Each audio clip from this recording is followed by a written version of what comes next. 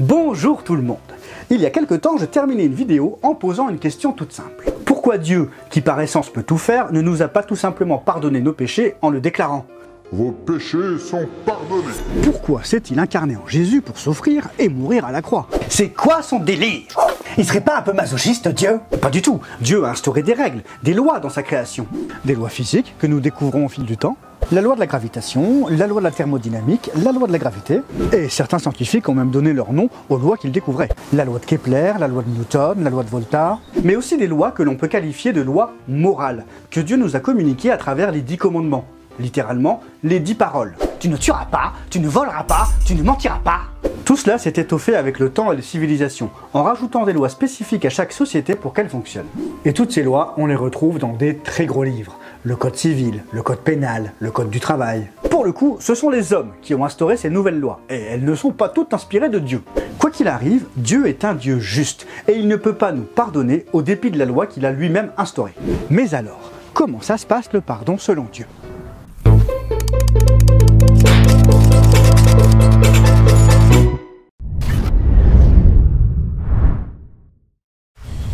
Pour respecter la juridiction qu'il a mise en place, Dieu doit passer par plusieurs étapes avant de nous pardonner. Admettons que vous soyez le proviseur d'un grand lycée. Ce lycée est très ancien et très réputé, et de nombreuses pièces de collection décorent les couloirs et les salles de classe. Si quelqu'un venait à briser un service en porcelaine très ancien, que feriez-vous ? Vous demanderiez que le coupable paye pour les réparations, que ce soit avec son assurance ou de sa poche, peu importe. Faut payer pour les pots cassés. Maintenant, si cette personne est l'un de vos élèves, comment réagiriez-vous? Bah pareil, faut rembourser. Et si c'était votre élève préféré, le plus brillant à la carrière la plus prometteuse? Ah bah je suis désolé, il y a un règlement, je ne peux pas lui faire une fleur. Non, ce serait pas juste pour les autres élèves. Et surtout, vous iriez à l'encontre de votre propre règlement. Maintenant, admettons que cet élève que vous aimez, qui est brillant, à la carrière prometteuse, n'a pas d'assurance et aucun moyen de payer. Que feriez-vous? Ah bah il a fauté, fallait faire attention. La seule solution qui s'offre à vous, le proviseur, pour respecter votre règlement tout en permettant à cet élève brillant qui n'a pas d'argent de poursuivre ses études et d'accéder à sa carrière, c'est de payer pour lui. Il n'a aucun moyen de le faire, mais vous, si.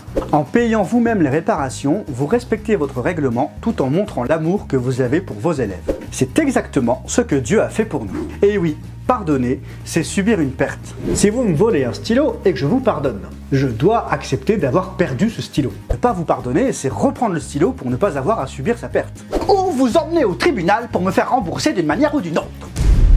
En tant que proviseur du lycée, pardonner cet élève brillant que vous aimez, c'est accepter de payer à sa place le remplacement du service en porcelaine. Dire que Dieu accepte de nous pardonner, ça veut dire que Dieu accepte la perte causée par nos péchés. Personne sur terre ne peut pardonner nos péchés. Seul Dieu peut nous pardonner, lui qui subit la transgression de ses lois par nos péchés. Christ est Dieu.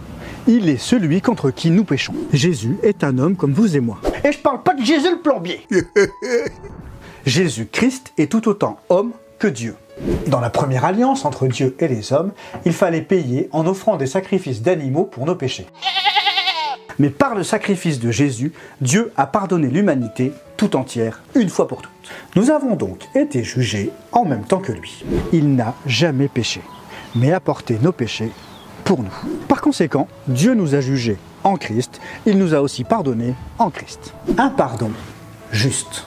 2 Corinthiens 5,14, c'est que l'amour de Christ nous presse, parce que nous sommes convaincus que si un seul est mort pour tous, tous donc sont morts. Le un seul, c'est Christ. Quand Christ est mort, nous sommes morts avec lui, car pour Dieu, nous étions en lui.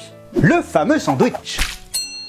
Quand nous sommes en Christ, c'est comme si nous étions passés par le même jugement. Sa mort est devenue notre fin. 2 Corinthiens 5,21. Celui qui n'a pas connu le péché, il l'a fait devenir péché pour nous, afin qu'en lui, nous devenions justice de Dieu. Celui qui n'a pas connu le péché, c'est Jésus-Christ. Il l'a fait péché. Ça veut dire que lorsque Jésus a été cloué à la croix, Dieu a considéré qu'il portait mon péché et le vôtre.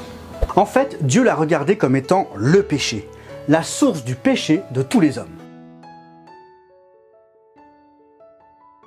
Tous les péchés reposaient sur lui. Et quand il est mort, tous les péchés de ceux qui étaient en lui ont été détruits.